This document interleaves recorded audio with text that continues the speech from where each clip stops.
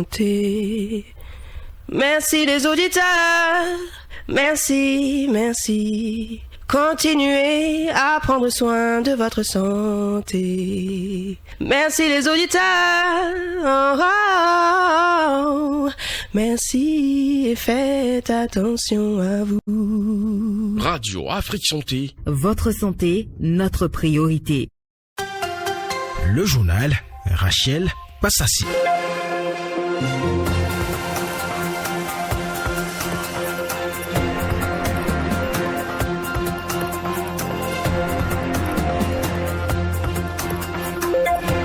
Heureuse de vous savoir à l'écoute de Radio Afrique Santé. Info Santé s'invite chez vous à toutes et à tous. Bonjour.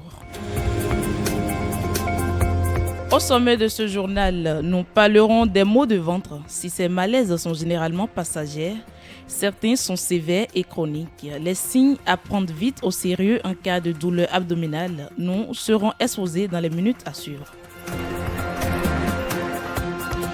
L'hypercholestérolémie favorise la survenue de plusieurs maladies dont les pathologies cardiovasculaires. Nous vous donnons plus de détails sur les risques de l'hypercholestérolémie.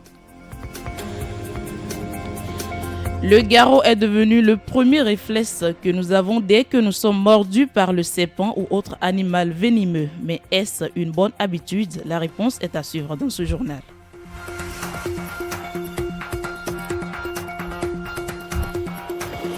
Voilà pour les titres de l'info santé de ce mercredi sur votre web radio africaine en direct du studio Vincent Folly au Bénin. Le développement, c'est après ceci. Les douleurs abdominales, appelées également maux de ventre, sont un motif de consultation très fréquent à tout âge. Elles se manifestent par des douleurs plus ou moins violentes ressenties dans la région de l'estomac ou de l'intestin, aussi appelé abdomen. Si ces malaises sont généralement passagers, certains sont sévères et chroniques. Dans cet entretien, Dr Djibril Nawaliat, médecin généraliste, nous offre un aperçu des maux de ventre qui pourraient nécessiter une attention immédiate. Elle est interviewée par Nadirat Biopérégué. Bonjour Madame Djibril Nawalia, vous êtes médecin généraliste. Quelles sont les causes du mal de ventre? La cause est en rapport avec un organe. Quand par exemple c'est au niveau du haut du ventre que vous avez mal, c'est que la cause est d'origine gastrique. C'est-à-dire c'est quelque chose au niveau de l'estomac parce que c'est au niveau du haut du ventre que se trouve l'estomac. Ça peut être un ulcère de l'estomac et l'œsophage, ça peut être une plaie au niveau de l'estomac, ça peut être une tumeur au niveau de l'estomac et toutes ces causes vont se manifester par une douleur au niveau du haut du ventre. La cause la plus fréquente chez les femmes, ce sont les menstrues. Quels sont les différents types du mal de ventre que nous avons? Quand on parle de mal de ventre, il en existe plusieurs types. Il peut s'agir d'une brûlure au niveau du ventre. Le siège le plus fréquent, c'est la partie haute du ventre. Il peut s'agir des douleurs à type de torsion, c'est-à-dire un mal de ventre comme si on tournait le ventre. Et ça, le plus souvent, se retrouve là où il y a les intestins et autres. Il peut s'agir également de douleurs à type de crampes, des douleurs courtes de poignard, comme si on poignardait dans le ventre. Quels sont les traitements qu'on peut utiliser pour soulager le mal de ventre? Le véritable traitement, c'est le traitement de la cause. De façon générale, il y a des médicaments qui sont vraiment orientés vers les organes du ventre, dont le Spasfon que tout le monde connaît. Ça permet de calmer une certaine catégorie de mal de ventre. Et le paracétamol aussi peut calmer le mal de ventre. Je vais m'en arrêter à ces deux-là. Dans quel cas il faut consulter un médecin pour un mal de ventre? Devant toute douleur, tout mal de ventre, il faut consulter. Surtout quand le mal de ventre survient de façon brutale, inhabituelle. Il faut consulter rapidement parce que ça peut être une cause grave à l'origine et qu'il va falloir prendre en charge rapidement.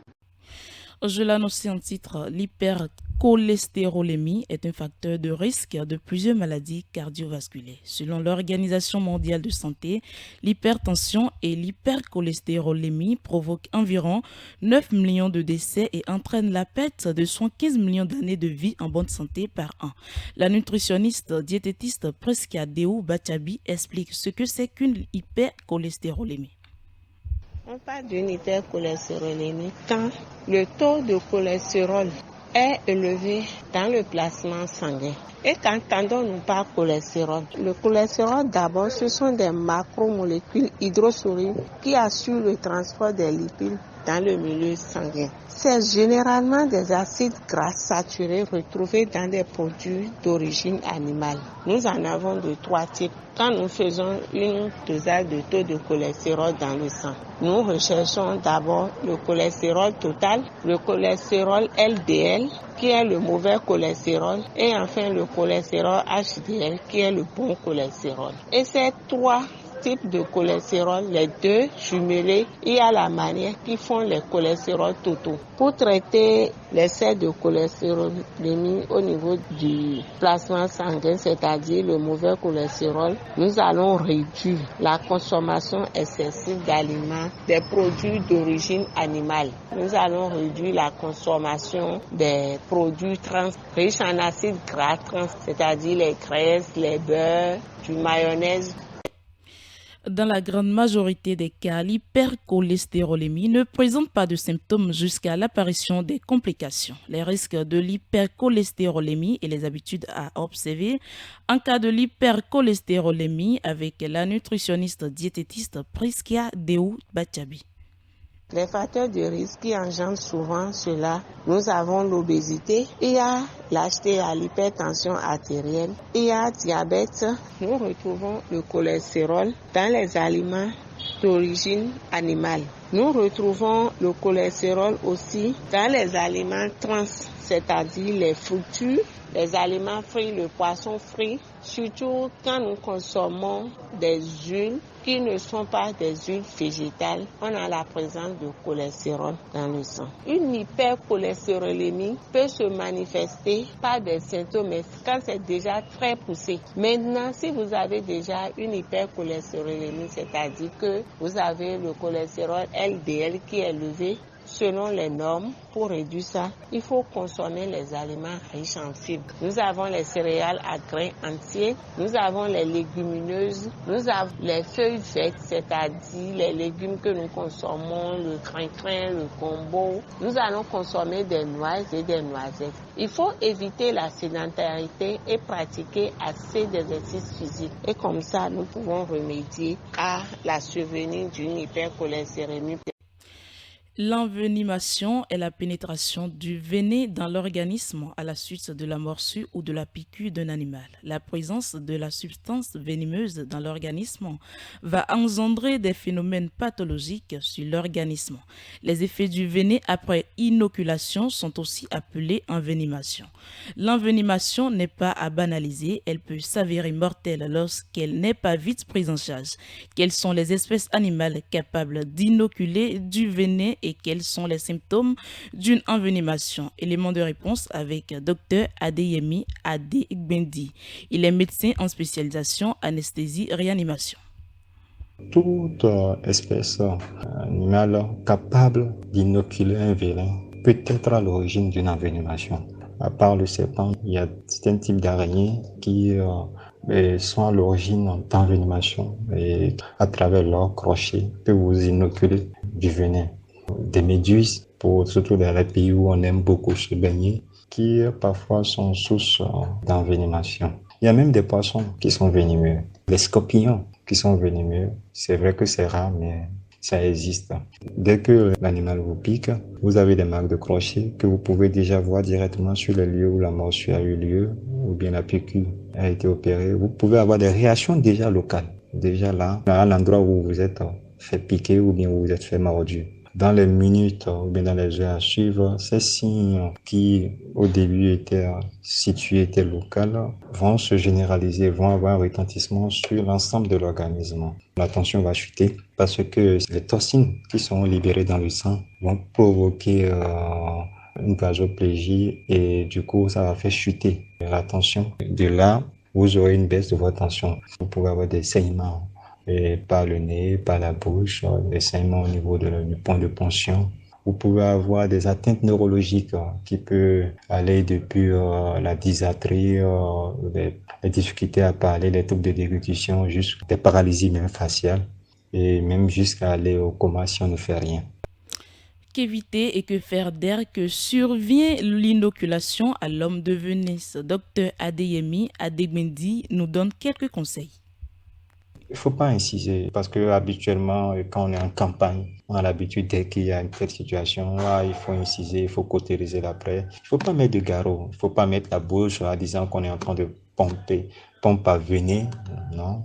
Ça, le reste, c'est plutôt de l'ordre du médical, c'est-à-dire il ne faut pas mettre tout ce qui peut faciliter le saignement. Il faut éviter de faire des injections intramusculaires parce que déjà, le venin, parfois, avec les toxines que cela engendre, ça bouffe des muscles. Sur place, l'attitude initiale qu'il faut avoir, c'est calmer et rassurer. Si on est mordu, c'est facile à dire, mais c'est difficile à faire. Il faut d'abord se calmer. Si on a de quoi désinfecter le lieu où la morsure a eu lieu, il faut le désinfecter. Si on n'a pas de quoi désinfecter, il faut éviter de mettre des choses qui pourraient être source d'infection après. Si on a un linge propre, on peut poser le linge propre sur ça, poser de la glace aussi, parce que l'inflammation, elle est locale d'abord. Et ça engendre de la douleur. Mais le plus important, moi je dirais, dès que si vous avez un linge propre, vous pouvez déposer sur ça. En absence d'un édème expansif, il faut mettre un bandage avec une bande de crêpe. Et il faut immobiliser et surélever le membre mordu. Si la personne est mobilisable aussi, il y a de quoi le transporter. On l'amène à l'hôpital. Fin de l'info santé de ce 15 novembre 2023. Merci pour votre écoute. Tiburce Ariheno sur la console, Rachel Pessassi au micro. Bonne suite des programmes sur Radio Afrique Santé. Au revoir.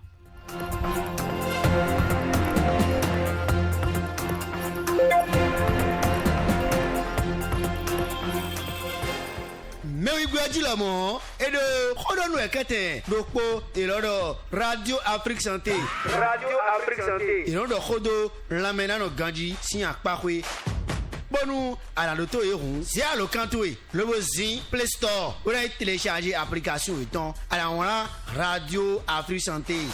Bon, à retourner à étoile, Rebi Renou, Gambi Meo, à la Zin, à l'Ocantoué, le Bonazin, mon camp, Google le temps, Bonavon nous, www.radioafrisanté.com.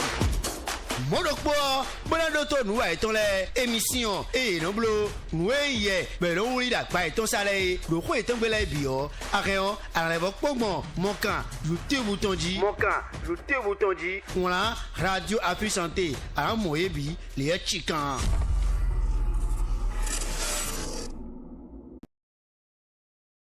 There is something about me you don't know, my baby Bambola. Oh yeah, Boma Nyanya.